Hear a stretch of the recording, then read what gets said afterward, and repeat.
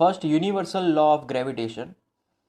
तो ये जो लॉ है, ये लॉ ये कहता है कि कोई भी अगर ऑब्जेक्ट है हमारे पास, तो कोई भी दो ऑब्जेक्ट के बीच जो भी फोर्स एग्जर्ट होगा, वो फोर्स उन दोनों ऑब्जेक्ट के मास के मल्टीप्लिकेशन के प्रोपोर्शन होगा, और उन दोनों ऑब्जेक्ट के बीच का जो डिस्टेंस है उसके स्क्वायर में इन्वर्सली प्रोपोर्शनल होता। सो आर स्क्वायर होगा, राइट। तो m1 हमारा एक ऑब्जेक्ट है, m2 हमारा दूसरा ऑब्जेक्ट है, तो उन दोनों के बीच का जो भी फोर्स है वो उन दोनों मास के मल्टीप्लिकेशन के डायरेक्ट प्रोपोर्शन है, और उन दोनों के बीच के जो डिस्टेंस है उनके स्क्वायर के इन्वर्सली प्रोपोर्शन है।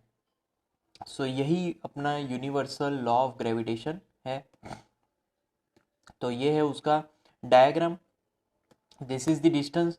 सो इस हिसाब से जो भी यहाँ पर फोर्स फॉर्मूला होगा वो होगा F proportional to m1 m2 upon d square.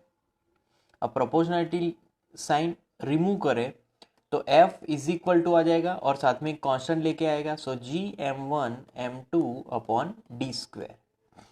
तो ये हो गया ये जो भी दो ऑब्जेक्ट है उन दोनों के बीच का फोर्स का फॉर्मूला। सो ये जो g है एक कांस्टेंट है, उसको हम लोग बोलेंगे यूनिवर्सल ग्रेविटेशनल कांस्टेंट। उसकी वैल्यू एक फिक्स रहेगी 6.673 into 10⁻⁻11 newton metre square kilogram two inverse, right. Now if mass of object is large force will be more. अगर ऑब्जेक्ट का मास ज्यादा है तो फोर्स ज्यादा होगा। क्यों? क्योंकि force is depending on mass m1 m2 upon D square. अगर मास छोटा है, कम है, तो फोर्स भी कम होगा। अगर डिस्टेंस ज़्यादा है तो फोर्स ज़्यादा कम होगा, क्योंकि वो इन्वर्सली प्रोपोर्शन है। तो डिस्टेंस ज़्यादा, फोर्स कम। अगर डिस्टेंस कम तो फोर्स ज़्यादा, right. Importance of gravitational force, it binds us to earth.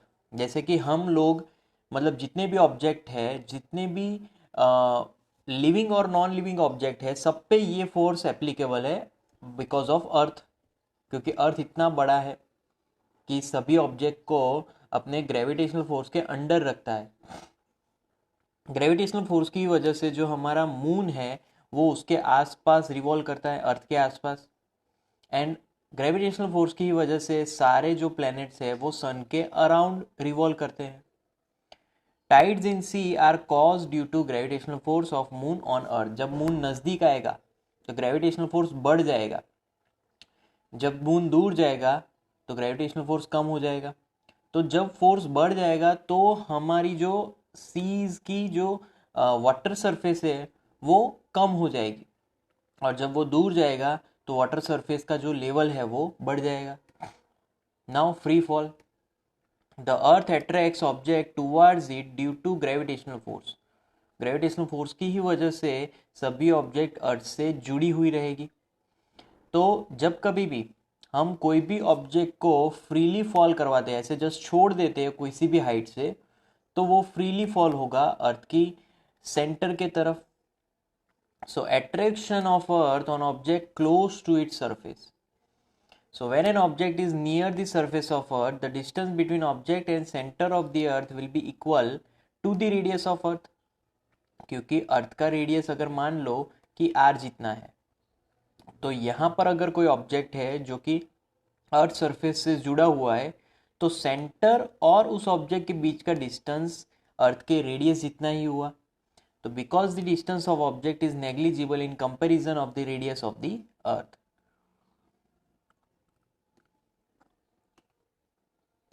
So इसीलिए जब कभी भी कोई भी ऑब्जेक्ट अर्थ के सरफेस पर है, तो हम अर्थ के सेंटर से उसके सेंटर तक का डिस्टेंस नहीं लेंगे, हम लगभग अर्थ के सेंटर से अर्थ की सरफेस तक का ही डिस्टेंस लेंगे, क्योंकि ये जो ज़्यादा डिस्टेंस हमें मिल रहा है वो बहुत ही नेग्लिजिबल है अर्थ के रेडियस की कंपैरिजन में।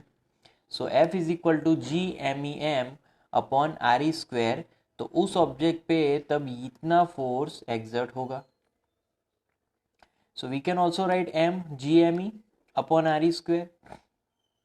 अब यहाँ पर ये जो फॉर्मूला है GME/RE², ये ग्रेविटेशनल एक्सेलरेशन को रिप्रेजेंट करता है, तो उसको हम लोग स्मॉल g बोल लेंगे। So F is equal to simple mg। और ये जो फॉर्मूला हमें मिली लास्ट वाली, ये फॉर्मूला जो भी ऑब्जेक्ट है हमारे पास उसका वेट रिप्रेजेंट करती है। अब g की बात करें, व्हाट इज g?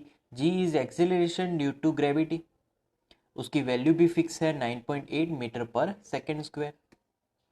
तो velocity and acceleration, when an object moves with constant velocity such motion is called uniform motion।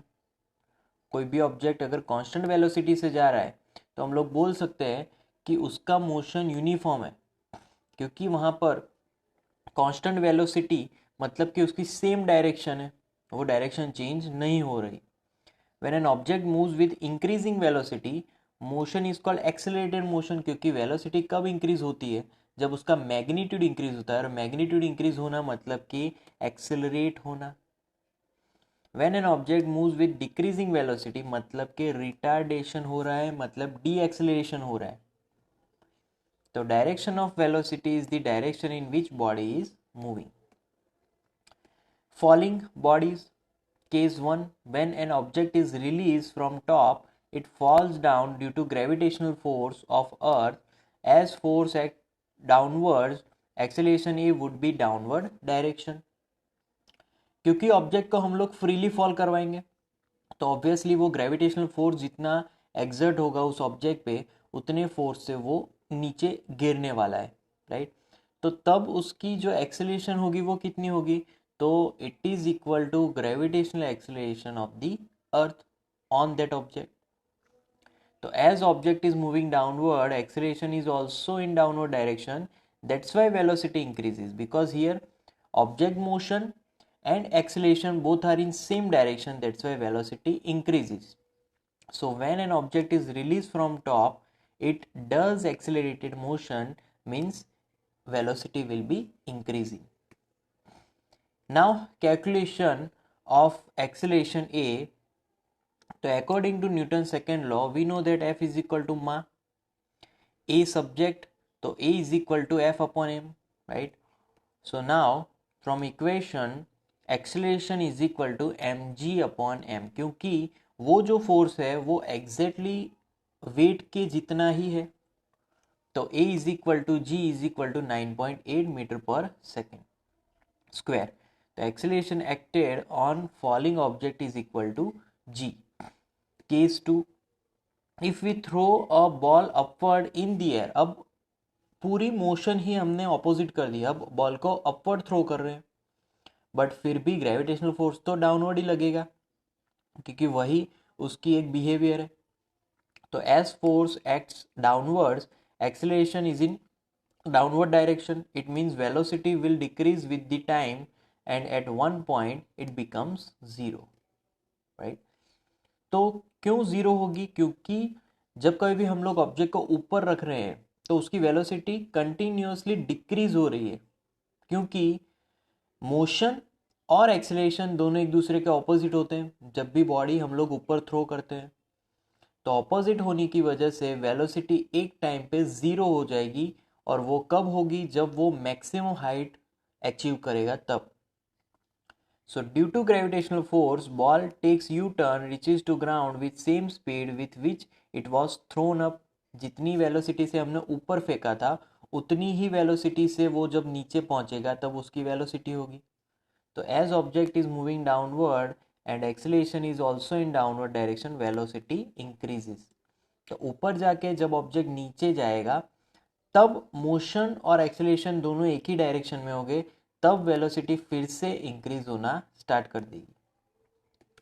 तो यहाँ पर जब कभी भी ऑब्जेक्ट ऊपर जा रहा है, एक्सेलरेशन नीचे है, तो वेलोसिटी धीरे धीरे डिक्रीज होगी और मैक्सिमम हाइट पे वो ज़ीरो हो जाएगी। जब ऑब्जेक्ट नीचे जा रहा है तब उसकी जो वेलोसिटी है वो बढ़ती जाएगी, राइट। तो यहाँ पर जैसे डायग्राम दिखाया है, वो ऊपर गया मतलब वेलोसिटी ज़ीरो से ज़्यादा थी, और एक्सेलरेशन यहाँ पर नेगेटिव था क्योंकि वो डाउनवर्ड है, और यहाँ पर वेलोसिटी नेगेटिव हो गई क्योंकि हमने अपवर्ड डायरेक्शन वेलोसिटी पॉजिटिव ली थी, तो डाउनवर्ड डायरेक्शन वेलोसिटी नेगेटिव होगी, राइट। बट वेलोसिटी इस केस में बढ़ेगी, इस केस में वेलोसिटी घटेगी, डिक्रीज होगी। We have studied these three equation of motion earlier, right? So now by this equation we can calculate numericals also. This equation can be used to calculate the value of velocity, distance, etc. by replacing a by g. क्योंकि अब हम लोग सभी चीज़ gravitational acceleration के बारे में बात करने वाले हैं, तो अभी वो जो तीन इक्वेशन है उसमें जहाँ पर भी एक्सीलरेशन था, राइट, जैसे कि फर्स्ट में, तो वहाँ पर हमें जी लिखना है, अभी यहाँ पर जी और यहाँ पर जी, राइट। क्योंकि अब ग्रेविटेशनल एक्सीलरेशन ही वर्क कर रहा है। जब कोई भी हम लोग ऑब्जेक्ट को ऐसे फ्री फॉल करवाते हैं तब की बात हो रही है। तो यहाँ पर yes, the value of g is taken positive in the case of object moving towards earth. जब ऑब्जेक्ट नीचे आ रहा है, मतलब मोशन और एक्सेलरेशन दोनों एक ही डायरेक्शन में होंगे, तब पॉजिटिव लेना है। बट जब ऑब्जेक्ट ऑपोजिट जा रहा है, मतलब कि ऊपर जा रहा है, तब हमें उसको नेगेटिव लेना पड़ेगा। Air resistance, theoretically all objects of different shape, size and mass should take same time to fall through same distance. सभी शेप, साइज, मास, राइट, तो एक ही डिस्टेंस पे सभी नीचे पहुंच जाने चाहिए। बट प्रैक्टिकली हमने देखा है कि दो ऑब्जेक्ट है, दोनों के मास अलग अलग है, तो दोनों जो भी ग्राउंड पे पहुंच रहे हैं तो दोनों अलग अलग टाइम पे पहुंच रहे हैं, राइट। क्यों? क्योंकि एयर रेजिस्टेंस, तो ऑब्जेक्ट वाइज एयर रेजिस्टेंस भी अलग अलग एग्जर्ट हो रही है, इसीलिए वो अलग अलग टाइम पे ग्राउंड तक पहुंचते हैं। तो factors affecting air resistance, more the mass lesser the effect of air resistance, more the surface area more the effect of air resistance, right. जैसे कि हमारे पास एक ऑब्जेक्ट है, मान लो कि हमारे पास एक बॉल है, उसको हम लोग नीचे फ्री फॉल करवाते हैं, और एक फेदर है, उसको छोड़ते हैं। तो फेदर धीरे धीरे जाएगा क्योंकि उसका जो सरफेस एरिया है, राइट, वो ज़्यादा होगा बॉल से, राइट। तो फेदर जो है वो धीरे धीरे नीचे पहुंचेगा और बॉल बहुत ही तेज़ी से नीचे जाएगा, क्योंकि मास की वजह से दोनों में ये डिफरेंस होता है। Now variation in the value of G as we go at large heights, G decreases. जैसे जैसे हम लोग ऊपर की तरफ जाते हैं जी डिक्रीज होता है, क्योंकि जी एक फॉर्मूला पे डिपेंड है, that is G M E upon R square. तो जैसे जैसे आर बढ़ेगा वैसे वैसे जी डिक्रीज होगा। Since Earth is not a perfect sphere, rather it has oblique shape, therefore radius at the equator is greater. Equator पे जो अर्थ है वो सिकड़ी हुई है, तो वहाँ पर डिस्टेंस कम है, इसीलिए जी ज़्यादा है। और पोल्स पे जो एरिया है, जो रेडियस है वो ज़्यादा है, इसीलिए वहाँ पर जी कम है। So g is reciprocal of the square of radius of earth. जैसे कि आप देख रहे हो, g is inversely proportional to the square of the radius of the earth. So g will be greater at the poles and less at the equator. Geography of Earth is different at different locations such as mountains, plains, oceans. This causes variation in value of G. क्योंकि mountain पर जी की value कुछ अलग होगी, क्योंकि mountain एक height पे होता है, राइट। ओशंस पे कुछ अलग होगी, तो जी की वैल्यू माइनर वेरी करती है लोकेशंस के हिसाब से। Now mass and weight. Mass is the quantity of matter present. The mass of a body is always constant and does not change from place to place. मास एक internal property है कोई भी object की, तो वो कभी भी प्लेस टू प्लेस चेंज नहीं होती, वो कांस्टेंट रहेगी। आप कहीं पे भी कोई भी ऑब्जेक्ट को ले जाओ, जैसे कि मून पे ले जाओ या फिर अर्थ पे ले जाओ, मास एज इट इज़ रहेगा। मास का कोई डायरेक्शन नहीं होता, वो स्केलर क्वांटिटी है। और ऐसा ही यूनिट है मास का, वो है kilogram. Mass can be measure by beam balance. एक डिवाइस है कि जिससे हम लोग मास फाइंड करते हैं, उसको बीम बैलेंस बोलते हैं। Weight, now weight of an object is the gravitational force apply by the earth on that object. हमने पहले भी एक इक्वेशन पढ़ी थी, F is equal to M G. तो ये इक्वेशन रिप्रेजेंट करता है कोई भी ऑब्जेक्ट के वेट को। तो यहाँ पर वेट मतलब W is equal to M G. Mass into gravitational acceleration represent the weight of the object. So the weight of a body changes from place to place depending on mass of the object। जैसे कि moon पे gravitational acceleration 6th time अर्थ है, मतलब कि sorry 6th part of earth है, तो moon पे wait कुछ और होगा, कम होगा 6th पार्ट। वैसे ही अर्थ पे वही वेट 6 टाइम मून से ज्यादा है, तो वेट लोकेशन वाइज वेरी करेगा। So since weight always acts vertically downward, so therefore weight has both magnitude and direction, thus it is vector quantity। and ऐसा unit of weight is newton, क्योंकि वो एक type का force ही है। Weight can be measure using spring balance. अब इसको spring balance से हम लोग फाइंड मेजर करेंगे। Weight of an object on the surface of the moon. अब मून की बात करते हैं। तो mass of an object is same on earth as well as moon. Mass तो सेम ही रहेगा बट वेट अलग हो जाएगा। तो weight of body on earth upon weight of body on moon, so G M E M upon R E square upon G M M upon R E square. तो ये अर्थ के लिए है फोर्स और ये मून के लिए है। So M E into R M square upon R E square into M M. तो सभी वैल्यूज को पुट करेंगे तो हमें एक वैल्यू निकल कर बाहर मिलेगी और वो होगा ratio of weight of body on earth upon weight of body on moon. So वो जो रेशियो होगा वो एग्जैक्टली 6 मिलेगा। तो इससे हमें पता चल जाता है कि weight of body on earth is equal to 6 time weight of body on moon. इसे उल्टा भी लिख सकते हैं कि weight of body on moon is equal to 6th part of weight of body on earth. Now circular motion and gravitational force.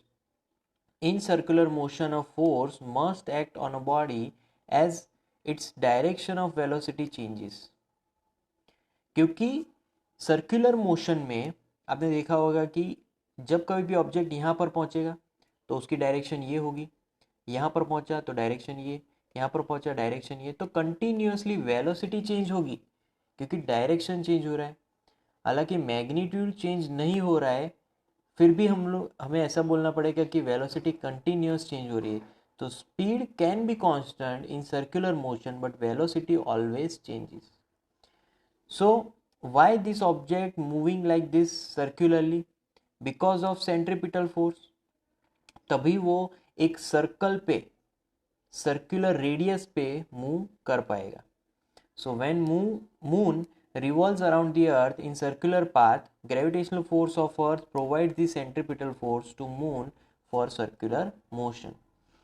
तो moon क्यों अर्थ के अराउंड रिवॉल्व कर रहा है? क्योंकि अर्थ उस पर अपना ग्रेविटेशनल फोर्स अप्लाई कर रही है, और ग्रेविटेशनल फोर्स मतलब कि सेंट्रीपिटल फोर्स, तभी वो एक पर्टिकुलर रेडियस पे अर्थ के अराउंड रिवॉल्व करती है। When planets revolve around the sun, same sun exerting gravitational force to all the planets, and all planets gets their centripetal force in the form of gravitational force। That's why all planets are revolving around the sun। Thrust and pressure। Thrust मतलब force exerted by an object perpendicular to the surface is called thrust। जैसे कि हमारे पास एक table है, एक horizontal surface है, उस पर मैंने एक ब्लॉक रखा, उस पर मैं फोर्स लगा रहा हूँ एग्जैक्टली परपेंडिकुलर, तो इसको हम लोग बोलेंगे थ्रस्ट। क्योंकि थ्रस्ट हमेशा एक फोर्स है जो कि परपेंडिकुलर लगाया जाता है सरफेस की। Now pressure. Pressure is defined as thrust और force per unit area on a surface. तो जब कभी भी थ्रस्ट वर्ड आए तो आपको ये समझ लेना है कि वो एक फोर्स है और वो परपेंडिकुलर लग रहा है। तो pressure is equal to thrust upon area. Thrust एक फोर्स ही है, तो newton upon metre square unit हो जाएगा प्रेशर का, और SI unit of pressure is called pascal, right. तो न्यूटन मीटर टू इनवर्स और pascal both are the unit of pressure. Since pressure is indirectly proportional to the surface of area of the object, so pressure increases with decrease in surface area and decrease with increase in surface area। तो pressure को कैसे बढ़ाया जाए? आप force को बढ़ा सकते हो या फिर एरिया को घटा सकते हो। Pressure in fluids, anything that can flow is called fluid like liquid and gases. जो भी फ्लो हो रहा है वो फ्लूइड है, लिक्विड और gas. Molecules of fluid move around and collide with walls of vessel. Thus, fluids apply pressure on walls. Fluid exert pressure in all direction। मान लो कि अगर आपके पास एक सिलेंडर में गैस भरा हुआ है, तो जब कभी भी आप गैस भर रहे हो तो उसके अंदर प्रेशर भी अंदर जमा हो रहा है। तो सिलेंडर जब कंप्लीट हो जाएगा और गैस कंप्लीटली फिल हो जाएगा, तब उसके अंदर प्रेशर भी बना हुआ होगा। तो वो कैसा प्रेशर है? तो वो सभी वॉल के परपेंडिकुलर एग्जर्ट होने वाला प्रेशर बन रहा है। तो जब कभी भी फ्लूइड या फिर गैस, मतलब कि लिक्विड और गैस हम किसी कंटेनर में भरते हैं, तो वो लिक्विड या फिर गैस कंटेनर की वॉल पे उसके परपेंडिकुलर फोर्स एग्जर्ट करते हैं। Now buoyancy and buoyant force. Fluid applies an upward force on a solid which is partially or fully submerged in liquid। तो जब कभी भी आप कोई भी ऑब्जेक्ट अगर कोई लिक्विड में रखते हो, तो उस ऑब्जेक्ट पे अपवर्ड डायरेक्शन में फोर्स लगेगा, मतलब कि वो और हल्का हो जाएगा। अगर आप किसी ऑब्जेक्ट को एयर में होल्ड करके रखोगे एटमॉस्फेयर में, और उसी ऑब्जेक्ट को अगर कोई लिक्विड में होल्ड करके रखोगे, तो लिक्विड में आपको कम वेट लगेगा उस ऑब्जेक्ट का। क्यों? क्योंकि लिक्विड एक बायोन फोर्स लगाता है जो कि अपवर्ड डायरेक्शन में एक्सर्ट होता है। तो this phenomenon is called buoyancy and applied upward force is called buoyant force. So first experiment, take a empty bottle and float it on water. If we push it down in the water partially or fully and then release, bottle suddenly jumps upward। थोड़ा सा आप bottle को उल्टा करके दबाओगे, right, तो अगर उस bottle में कहीं से पानी अगर नहीं भरा है, राइट, तो फिर भी वो बॉटल जंप करेगा। This is because water applies an upward force on bottle. Second experiment में hang a rubber string, attach a stone to the rubber string, string will elongate. Submerge the stone in water filled bucket, the elongation in string decreases, right। तो क्यों वो decrease हुआ? क्योंकि जब कभी भी हम लोग उस स्टोन को पानी के अंदर रखेंगे तो वो थोड़ा हल्का हो जाएगा, तो इलोंगेशन और कम हो जाएगा पहले से। सो ये क्यों हुआ? क्योंकि बायोन फोर्स पानी की वजह से अपवर्ड डायरेक्शन में लगा, और किस पे लगा? तो स्टोन पे लगा। Now Archimedes principal, when an object is fully और पार्शियली, हम जब भी ऑब्जेक्ट को पूरा या फिर पार्शियली सबमर्ज करते हैं किसी लिक्विड के अंदर, तो बायोन फोर्स लगेगा उस पर अपवर्ड डायरेक्शन में। Its value is equal to weight of liquid displace, मतलब कि जो भी ऑब्जेक्ट हमने रखा ना, उसके आसपास जो भी पानी जुड़ गया उस ऑब्जेक्ट से, उस पानी के वेट जितना फोर्स अपवर्ड डायरेक्शन लग रहा है, उसको हम लोग बायोन फोर्स बोलते हैं। For example, suppose an object is partially submerge in liquid and the mass of displace liquid is 1.5 kilogram, तो उसके वेट जितना बायोन फोर्स उस ऑब्जेक्ट पे अपवर्ड डायरेक्शन में लगेगा। तो weight of liquid displace is equal to mg। तो अब उसको हम लोग कैलकुलेट करेंगे, तो 1.5 इंटू 9.8, तो उस पानी का वेट हमने फाइंड किया और वो है 14.7 न्यूटन। तो इतना ही फोर्स उस ऑब्जेक्ट पे अपवर्ड डायरेक्शन में लग रहा है। तो Archimedes principal has many uses. It is use in designing ships, submarines, air balloons, etc. Density. Now density is equal to mass upon volume. Simple formula is that every material has its own density. SI unit of that density is kilogram per meter cube. Kilogram metre 3 inverse. अब सभी material की अलग अलग density है. Aluminium की, brass, तो सबसे ज़्यादा है यहाँ पर गोल्ड की. तो गोल्ड की डेंसिटी ज़्यादा है, तो गोल्ड अगर पानी में डालेंगे तो जल्दी नीचे पहुँच जाएगा. और इसमें सबसे ज़्यादा है प्लेटिनम. प्लेटिनम की डेंसिटी ज़्यादा है, right. Relative density. Now relative density of a substance is the ratio of density of substance to the density of water. Simple. जैसे कि मेरे पास एक सब्सटेंस है, मान लो कि स्टील है, तो स्टील की density upon density of water, that is called relative density. So simple formula. इसका अगर यूनिट फाइंड करने जाए तो वो यूनिट लेस होगा, क्योंकि density upon density has no unit.